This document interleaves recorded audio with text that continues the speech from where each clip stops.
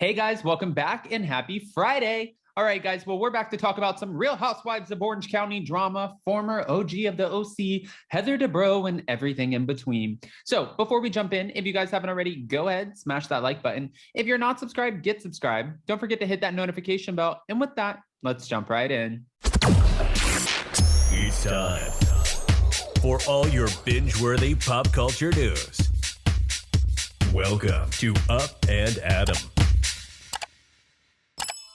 All right, guys, so it looks like Vicki is throwing some shade in her latest interview. Now, somebody could be shading her because she did her interview from a car, but listen, when you're the OG of the OC, you're in demand, you're on the go. She's a businesswoman. She has a big business. So why not do it from the car, I guess, right? Anyways, she was asked in this interview about Heather Dubrow's return to the Real Housewives of Orange County, which we all know was a heavily anticipated return. I feel like Andy Cohen and Bravo, they put all of their oranges in one basket, and not the basket that they pulled out of to give Tamra Judge her orange, but they put all of their oranges in one basket, and they were like, Heather Dubrow is going to save the season or the franchise. And I don't think it worked out the way that they thought it would. I think because Heather Dubrow has so much money, she brings that opulent lifestyle to the Real Housewives of Orange County. But you need someone who really doesn't care. Maybe who has just as much money, who's not trying to, kiss her butt and be like, oh, I would love to fly on your private jet. I would love to be your friend. You have $30,000 sushi parties. Oh my gosh, Heather Dubrow, you're amazing. Not someone who's like jaded by all of that, but someone who's just like, I either like you, I don't care about the stuff that you have. Now, Noella Bergner, she tried to do that this past season, but she came in way too calculated. She came in against Heather Dubrow, which is like going on the Real Housewives of New Jersey and going up against Teresa Giudice. You have to be very careful the way you do it because Heather, she's one of Andy's favorites, right? Just like Teresa's one of Andy's favorites. Noella not only tried to say that Heather Dubrow tried to get her intoxicated and have her leave the house so she could get a DUI or, possibly crash her car or hurt someone, which Heather Dubrow shot that down. And apparently Noella carried that, bone to the rest of the cast, trying to get them to make it into a storyline, which production quickly shut down. But then Noella also came off so clearly as a fan. She came on Watch What Happens Live. Andy Cohen looked clearly annoyed with her. And he just seemed like, I'm not here for this. Like, you are such a fan of the show. And Noella Bergner said multiple times, I watched all the seasons 1 through 16. I was really excited about meeting Heather Dubrow. I couldn't wait. And I thought that this was going to be great. The problem with that is it's really hard now to find new cast members on the Real Housewives who have not seen the shows because, the shows are like, the Real Housewives, they're famous. This is a very famous franchise and it just keeps going. So when you bring on new women, I feel like they try to be caricatures of other housewives that they want to sort of emulate. We just heard Carlos King and Giselle Bryant, talk about this when it comes to the Real Housewives of Dubai, which they're calling the Real Housewives of Bye-Bye, saying that they feel like none of these women are, and this isn't verbatim, but I feel like they think that these women aren't being their authentic, selves, that they're boring, and they're also trying to be like other housewives they've seen before. There's a problem with that. Nene Leakes, Bethany Frankel, Lisa Vanderpump, some of these big names, they set the grounds for what the housewives would be, right?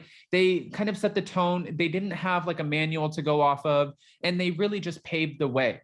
Of course, people coming onto new franchises or, newbies coming onto a current franchise, they're going to do their homework. It's like someone in a classroom, not doing their homework before they take a test. They want to know the answers. They want to know what they're going up against because in their minds, they feel like if I have a preconceived idea or if I know who's explosive, who do I trust, who do I not, where do I fit into this so I can make sure that I have longevity? Well, sometimes it ends up biting them in the ASS, which is exactly what happened to Noella Bergner. Let's circle back for a second. Now, Heather Dubrow and Vicki Gunvalson, she was asked, was Heather a dud in this season, in your opinion? And she said, this season, I have nothing against Heather, but I don't think Heather respects me. She also continued with, I think she was a little off because she didn't have an anchor to keep her grounded, which means she had a ton of women on the cast who wanted to just kiss her butt and not kind of go up against her. They were probably afraid to do that, especially knowing that Andy was really excited about bringing her on. And she also said, I have nothing against Heather, but I don't think she really likes me or respects me. And the original commentator noted, because she was supposed to have saved last season, but I don't think it worked. She said, please, it didn't work, did it?